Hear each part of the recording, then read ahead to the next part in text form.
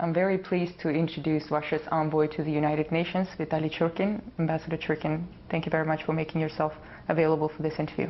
Thank you. Let me begin with Iran. Russia is about to sit down yet again for talks with 5 other world powers on Iran's nuclear program. The negotiations are due at the end of February. The U.S. Vice President Joe Biden said that the U.S.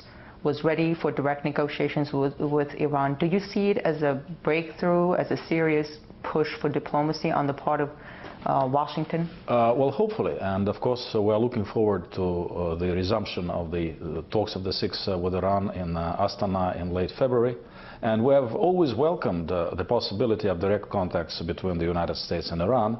Unfortunately, over the years there has been some back and forth. Some positive statements on one side were met by negative statements on the other side. This time I understand there has been a strong negative statement from high level from Tehran, which was saying that those talks were impossible. The Iranians are notoriously difficult negotiators, and of course the subject matter is very complex. So on each particular issue there are always very difficult discussions, and it is quite a challenge to make headway. But we believe that there has been some headway on the substance of those discussions, and we hope that there is a good point from which the negotiators can proceed with making some progress. Just speaking more generally, when talking about progress in relations with Russia, I heard many times the administration officials, members of the Obama administration, say, well, we got Russia, quote-unquote, on board to put more pressure on Iran. In what context, in what ways do you see Russia on board with the United States on Iran? Our American colleagues have an interesting way of describing the situation. They very often tend to talk, as you try to quote them, in terms of the American positions and others coming over to those positions. This is not the case at all. This is not the way we see it. When we enter into some discussions with the United States and other partners in various situations, we try to find a common position.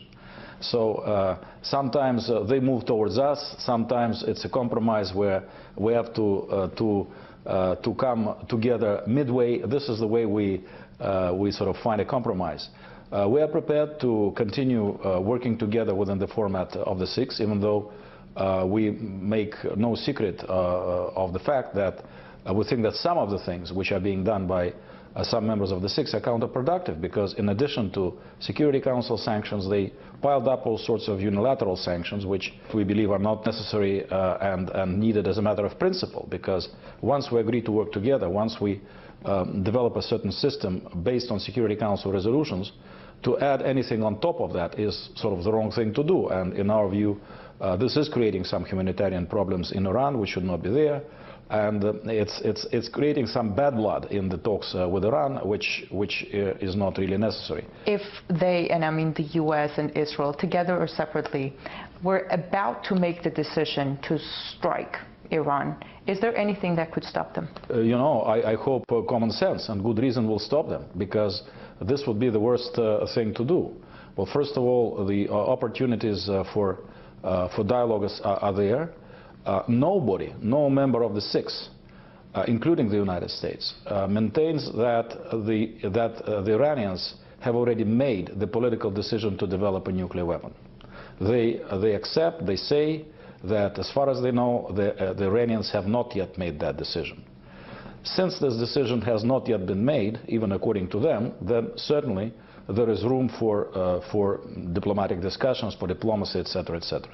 A military strike would certainly make no further talks with Iran possible, so every opportunity for political discussions would be lost. I agree with those who believe that, in fact, that would give a great push to those in Iran, if that strike were to happen, who might be advocating building a nuclear bomb. So that would be an irrational, dangerous step, to say nothing of the regional repercussions of a conflict with Iran, because now we are facing instability in the region, spreading from Mali and Libya in northwest Africa and all the way to Iran. Speaking of Mali, how do you assess France's military operation there?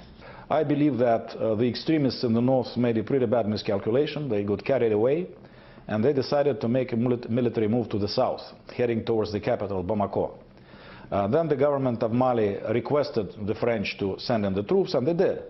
And we understood, we had no objections, because in terms of international law, it was completely clear request of the government because of a clear threat to its security and the integrity of the country. So we supported that in our discussions in the Security Council, and basically everything which is happening, and now the African troops have moved in too in support of the French, is within the context of the resolution of the Security Council. I should say that we do have, let us face it, sometimes quite acrimonious discussions in the Security Council.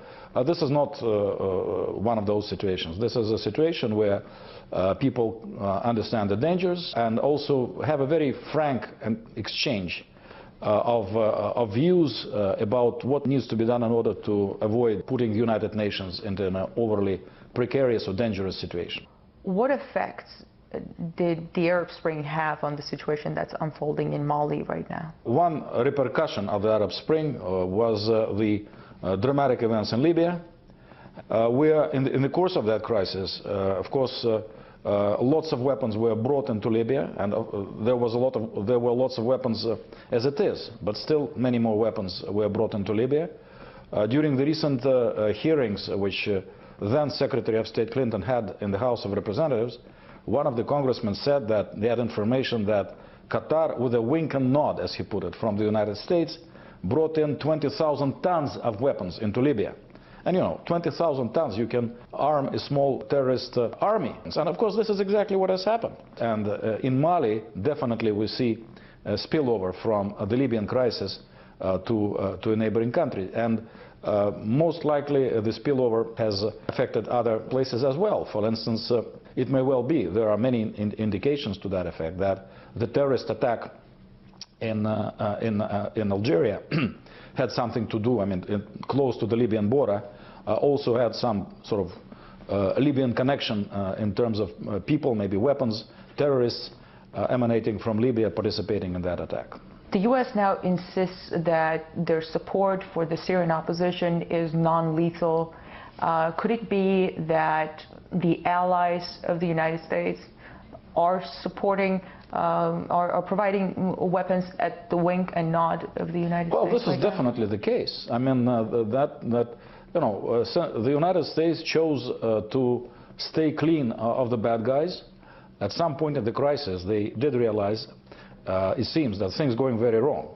You know, that various terrorist groups were coming in, that the radical Islamists were active there. So they were beginning to realize, maybe before some of our other Western colleagues, that things were making a very dangerous turn, and that the original scenario they had in mind, that it would take just a couple of months to topple the Assad regime and then sort of democracy will triumph, was completely unrealistic and had nothing to do with the actual situation on the ground. I mean, the United States is an extremely powerful country, definitely with a lot of influence on, for example, such a country as Qatar, which is reportedly the main source of weapons and support for armed opposition. So, I mean, if the United States were to want to be logical and really take a stand, they certainly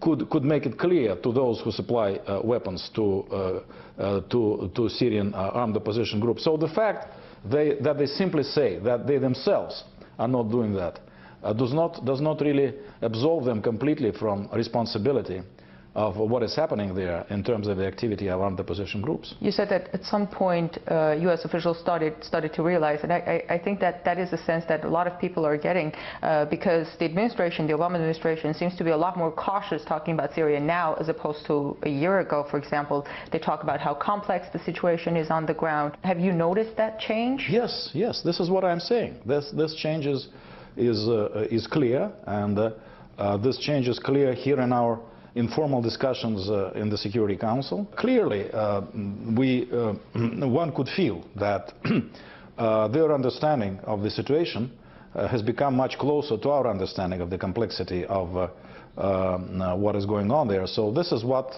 I think makes it important to continue dialogue in that format. But there is one disconcerting thing, among other things.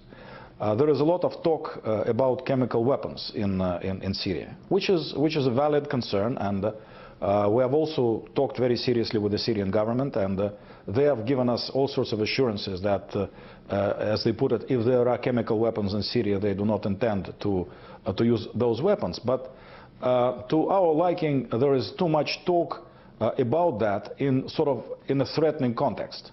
That should something happen, then all sorts of things will be done. So sometimes it does give us an impression that somebody is looking for a pretext for military intervention, to say nothing of the fact that this kind of narrative, we fear, might provide incentive for the opposition to do something extremely dangerous with chemical weapons.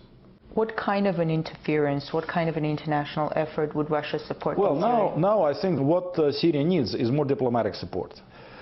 We were the only ones who were trying to, working both with the government and the opposition, to bring them to the table, to try to form that transitional body, which is referred to in the Geneva document. Now, our partners keep saying that yes, the Geneva document, indeed, this is the only rational document, point of departure, which is there on the table in order to try to arrange political dialogue between the government and the opposition. Why were they reluctant then? Because there was this document. I suppose they still were clinging to their idea of toppling the government. And the opposition was not prepared to go into dialogue with the government. Our Western partners made a mistake and sent a very bad signal when they recognized this newly formed in Doha national coalition on the basis of a platform which rejected any dialogue with the government and which called for the destruction of government structures. But on the basis of that platform, they did recognize them. However, recently there has been a very interesting and important development, potentially very important development. And this is the statement by the leader of that coalition, about which initially we were very skeptical, and still it has many problems. This coalition, it does not have much of a unity within itself, it has some contradictions with other opposition groups, but still it's there, we have to take it as a fact. And the leader of that opposition, Mr. Khatib, recently made a statement which attracted a lot of attention, saying that he is prepared to enter into dialogue with the government. He gave some preconditions for that, but it was crucially important that for the first time, from an important member of the opposition, this statement was delivered. So we think that what the international community should do now is to encourage this kind of attitude. And of course, this statement came after a statement which was made by President Assad in early January, I think, which was criticized by many because it was not going far enough, because it was too tough, etc., etc. And maybe much of that criticism was accurate, but he did talk about dialogue with the opposition as well. So in our view, the need of the role of the international community, working from various directions, is to try to grab those threads from both sides and to see if they can meet, if those two threads can meet. Thank you.